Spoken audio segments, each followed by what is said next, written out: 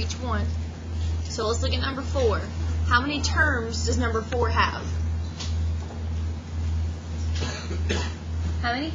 2, right? So when you have 2 terms, what do you have to take out? 3 letters. Okay. GCF, there you go. So find the biggest number that goes into both of those, and then figure out what letters they have in common, okay?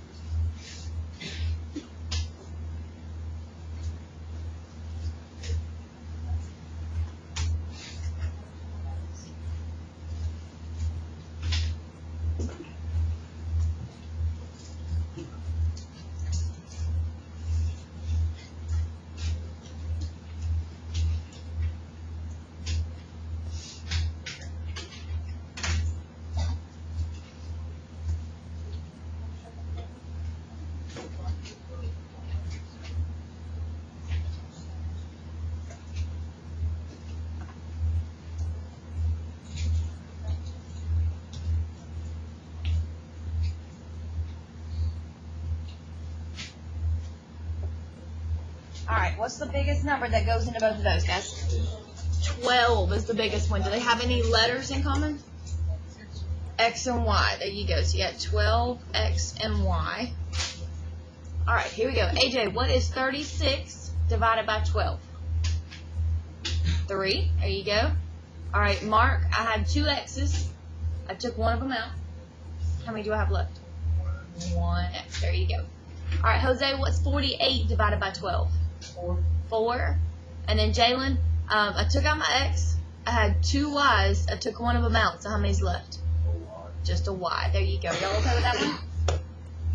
Alright, let's look at number 5. Number 5. How many terms does number 5 have? It has 4 terms, right? So what do we do when it has 4 terms? Yeah, it's called grouping. There you go. You group 2 of them together at a time, right? Alright, so cover up the second one. Figure out what the first 2 have in common, okay? So see if you can try that one. On number 5.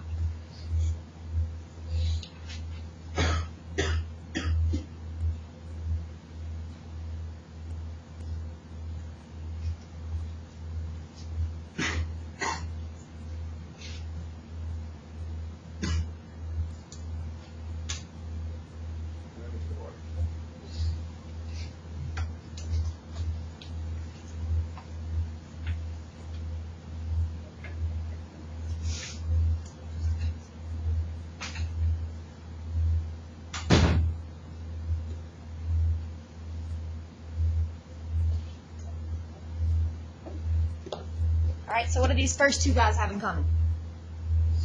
2x, there you go.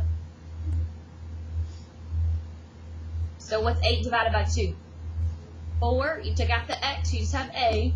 What's 6 divided by 2? 3, but you took out the x. Very good, very good, very good. Alright, right here, this sign right here tells you what to bring out. So what kind of sign am I going to take out? Negative, so you can bring minus. And then 12 and 9, what number goes into both of those? 3. There you go.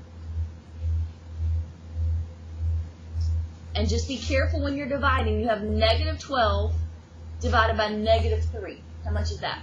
That's positive 4a. There you go. And then be careful again. You have a positive 9 divided by a negative 3. Negative 3. And you know you did it right. Why? Because they're the same. There you go. So we're going to bring it to the front. 4a minus 3. And what's left? 2x minus 3. Hopefully you realize that this stuff is not just a joke. So hopefully you're getting this with us. Hopefully you're working this through with us, okay? Alright, what about number 7? How many terms does number 7 have? It's got 3 terms, so what do we do when we have 3 terms? GCF. There you go. So try that one on number 7. See what they all have in common. Pull it out to the front.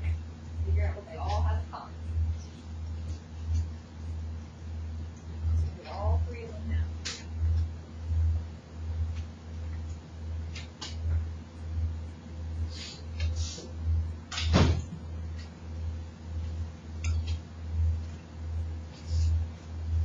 Alright,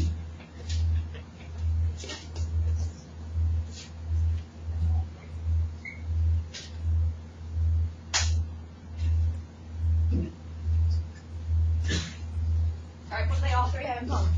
They got an A in common. So if I take that out of all three, what's left? There you go. There you go, there you go. Alright, what are we on? Number 8?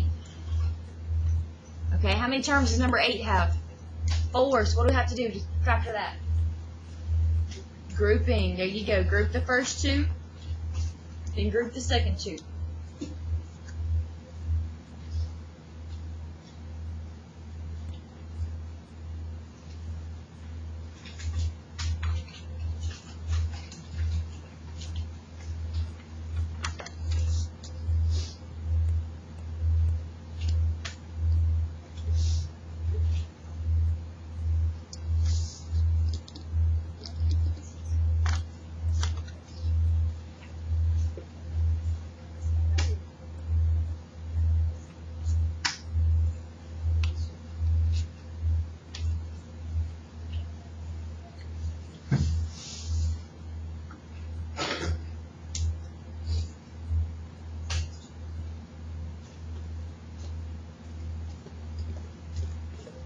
Alright, what do the first 2 have in common?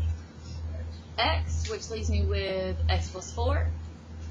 And you've got to bring down this plus sign, guys, okay? It's not multiplication, it's plus. Then what do these 2 have in common? 2, and that leaves you with x plus 4. They're the exact same, so it's x plus 4 and x plus 2. Y'all okay with that one?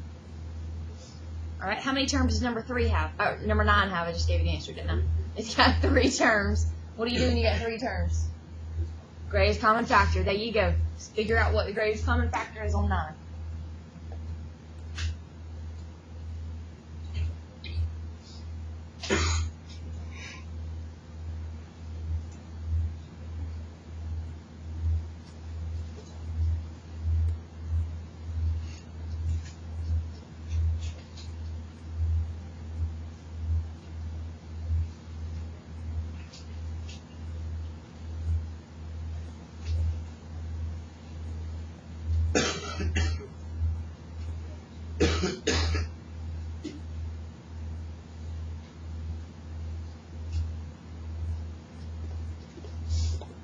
Alright, what do all 3 of those have in common, guys? 3PQ. Very good. Alright, here we go. We took out the 3. We took out the Q. We had 3 P's. We took out 1 of them. So how many's left? 2 of them. There you go. Alright, what's 9 divided by 3? 3. And then you took out the P. And you had 2 Q's, but you took out 1 of them. How many's left? 1 of them. And what's 36 divided by 3? 12. And you took out the P, you took out the Q. Alright, last one. How many terms does number 10 have? Got 4 terms. What do? We have 4 terms. Grouping. First 2 together and second 2 together. Make sure you keep this negative with that 15. Okay, let's try that one. Last one, guys. Last one.